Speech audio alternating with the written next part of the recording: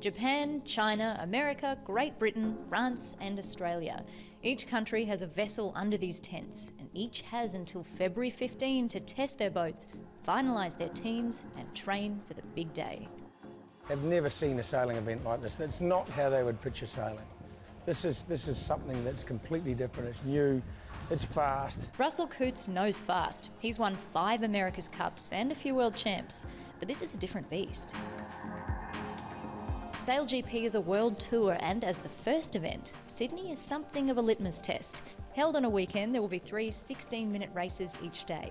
At the end of the race, after a short race, they're at 190 heart rate the whole time, and they're absolutely exhausted. So we actually have ice vests that they come and put on after racing to help them cool down and prepare for the next race. So for them, they're really operating at the highest level, and it really takes athletes to get these boats moving. Next up is San Francisco, New York, Cowes in the UK and Marseille. If all goes well, there'll be more to come. Team Australia, which includes former Olympians, skipper Tom Slingsby and Kai Hurst, is focused on pushing ahead for the green and gold. I think when you can put yourself up against the best in the world, and we've got the best from each country competing, and if we can line up against those guys and come out on top, it'll be a pretty cool feeling. All teams are on an even keel. Much like the salary cap in footy, the spend on crew, vessels and tech is identical. The $10 million boats are all the same, save for paintwork. And it's just sailor on sailor. That's really what the sport of sailing has missed. If you look at the America's Cup, it's a technology race, whereas this is really equal boats. This is one of 6 custom-made F50s that were made specially for SailGP. Now in total, those took a lot of work.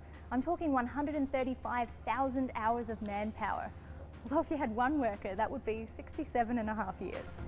2.5 weeks out from the start line, it's all hands on deck. Hundreds of workers are here on Cockatoo Island, where the event has been kept under wraps. The dollar value is protected, but the cost of running these teams, and if you look at a collective cost, it's a significant number, so a significant sponsorship is a decent proportion of that. Undoubtedly, they'll want a significant return to match it.